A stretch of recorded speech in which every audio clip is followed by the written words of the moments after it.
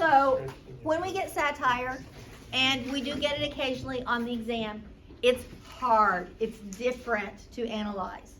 And so we're just going to talk about what satire is, how it works, and if you find a piece of text that is either all or part of it is satirical, I want you to know how to handle it, because it is a much higher level. When we talk about humor, there's actually a kind of comedic ladder that we talk about, and the lowest form of humor is physical comedy. So when you were a child and you laughed at the clowns hitting each other or tripping or something like that, physical comedy is funny, and it can be actually very well done, but it is a lower form of humor compared to anything to do with language. Depending on the pun, it can be high or low level, but it's usually high level, and anything with politics is always high level because you have to know the political scene before you can actually understand the political satire. Okay, so we were just talking about how, kind of on an intellectual level, how high they go. So on your paper, what is satire?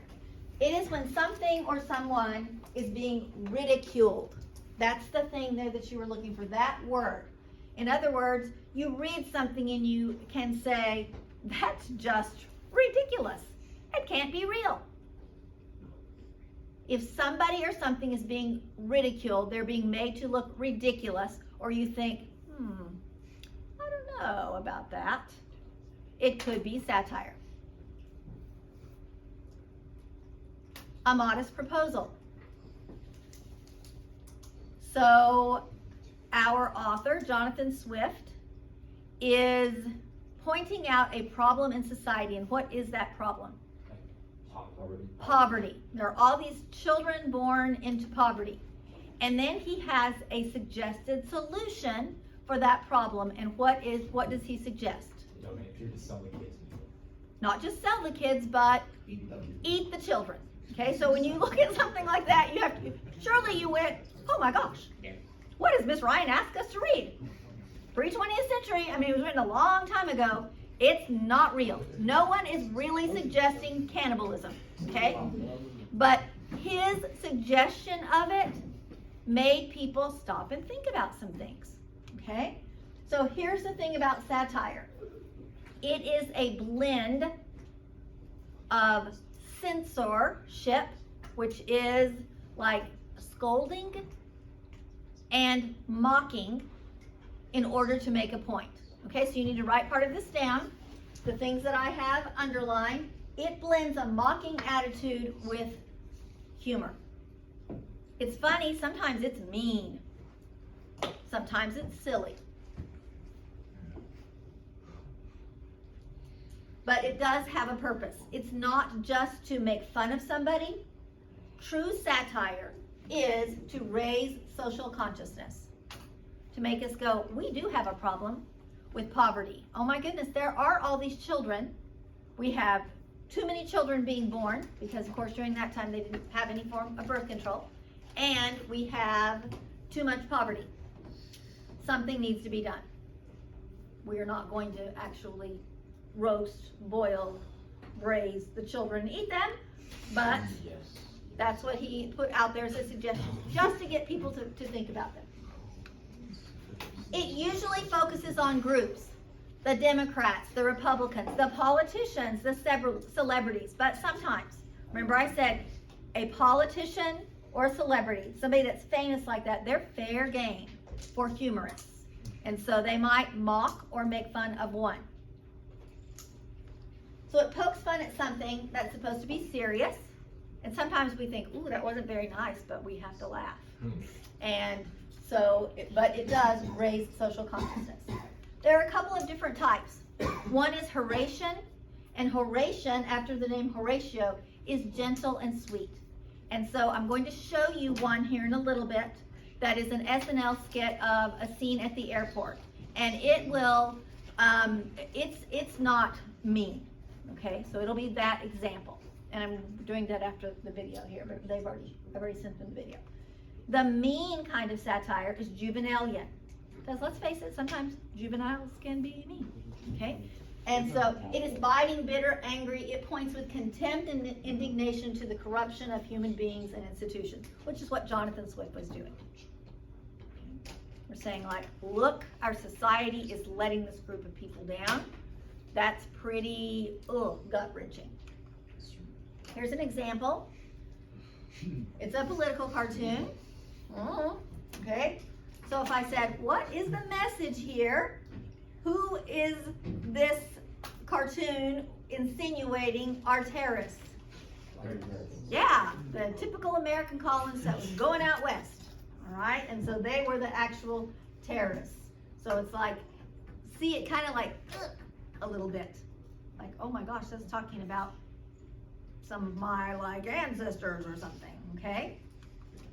Here's one. Remember when stopping one, he may be carrying. Approach cautiously, because if he pulls one, you're threatened. Disarm him before he can use it. I got his camera phone. Because really, what's the most powerful weapon we have today? Information. Yes, that video is such a powerful weapon that's used. Think about how many videos we've seen that have been made off people's phones, or even, you know, like now, of course, our police officers and some of our first responders are using those body cams. That visual representation is very powerful. Your first job is to recognize satire. And I will tell you that when satire shows up on the AP Lang exam, there are so many students that they don't recognize it. And it's probably because their teachers haven't said, here's how to recognize it. So I don't know if it'll be on there or not. If it is on there, I want to make sure you're ready for it.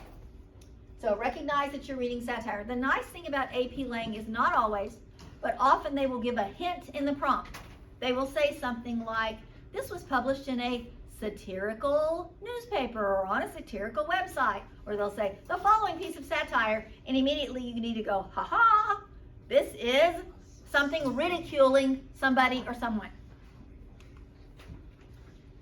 If the text seems to be mocking somebody, it's making somebody or something look ridiculous, it probably is, okay? I don't want you to like think satire is everywhere, but it does show up in part or whole sometimes.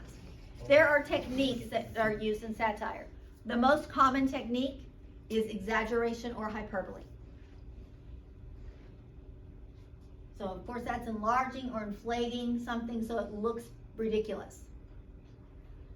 What is this saying about somebody? She sprinkles arsenic on her cornflakes at breakfast and eats it with a side of nails.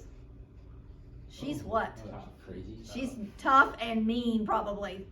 Okay? Parody is a form of imitation. It's what SNL does the best. So here, when Mr. Ryan and I were in DC a few years ago in the spring to see the Cherry Blossom Festival, then we saw this giant balloon when there were some protesters not outside the White House, but in the mall. And of course, anytime we see giant yellow hair, we know that is a parody of whom? Right. Okay, when we see somebody with shades on that look like those police officer glasses, that's parodying who? Biden. We see big ears, who is that a parody of? Obama. Okay, and so, you know, the cartoonists have done those kinds of things. One of the famous ones on SNL was when Alec Baldwin did Trump, and I can't remember this girl's name. I love her. She's so good. Kate McKinnon. Oh, she's one of the best, I think, physical comedy people we have out there right now. And she did Hillary Clinton. And so they're going to always have the politicians, especially, that they will have mocked. I guarantee you, if Saturday Night Live is on this Saturday, they will do a Gwyneth Paltrow thing, because, you know, it's the whole skiing thing. It's been on the news. They'll have somebody do something with it. A second thing is the opposite of exaggeration, and that is diminishing something or making it seem like an understatement, like making something that's not a big deal seem like a big deal. There was a satirical video I used to show, and it's kind of outdated itself, but it was during the time when we had an oil spill, and it was people gathered around a conference room table, and somebody spilled coffee, and they acted like that was an oil spill. They did the same things that people did when there was a huge oil spill. They threw things at it, they tried to sop it up, they did all of these things, and so that was not exaggeration, it was diminution.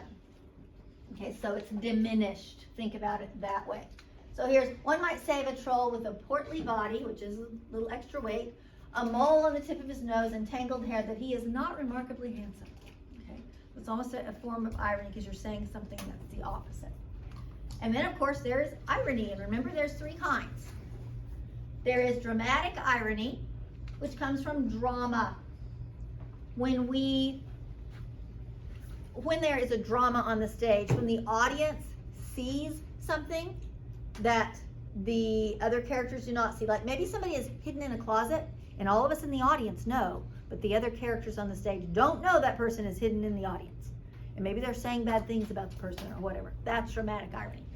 Situational irony is when what happens is the opposite of what is expected. Several years ago, I don't even remember where I was, what school, but there was a girl that was running in the halls, and she was not just running, she was trying to trip people as she went along. And I was like, stop it. You know, she was probably a freshman. And all of a sudden, she tripped over her own feet and she just fell. And it was like, that was justice. But it was kind of like not what she expected to happen, not what I expected to happen. It's funny. Okay? And then, of course, sarcasm is huge in humor. We have talked about how when somebody's sarcastic, there's often anger and bitterness behind it. They want to punch somebody, but they know they can't, so they punch them with their words. And so it is often caustic and bitter in its tone. To be saying, acting like you approve of them, but you really don't. You're really showing disapproval. Let me introduce you to a bar of soap, apparently a thing whose acquaintance you have not yet made. Okay. Ouch, you know, somebody is stinky. So it can masquerade as praise. Here is one more pun, which I love puns. And it is a play on words that creates a humorous tone. So we'll say, you know, oh, that was so punny. So here's a Schwarzenegger character from The Last Action Hero. In the movie The Last Action Hero, Schwarzenegger's character assassinates an enemy by blowing him up in an ice cream truck. Schwarzenegger quips, I just iced him, to coin a phrase. I can't do Schwarzenegger voice, but anyway. Iced him, to coin a phrase. Play on words. Okay. If you do see what you think is satire, you have to think, what am I going to do with it? So we're going to like practice one together, then I'll let you practice one on your own for a little grade here in a little bit. But here's what you do. You need to identify the target of the ridicule. Is it an institution? Is it a group of people? Is it a particular person?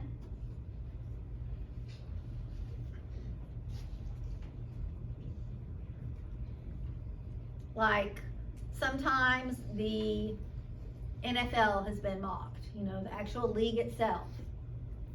Of course, always the Democrats, the Republicans, the big politicians are mocked. Identify and explain the failing that is under attack, like they're trying to reveal some foolishness of some kind.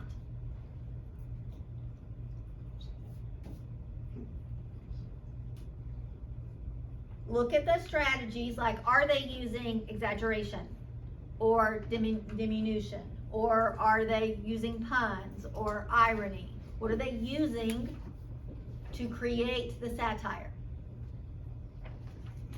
If it's really good satire, there is a kind of purpose and action that is inferred. Like really we should be doing this thing. So we're going to look at some of those, and with each one, we're going to try to identify these four things.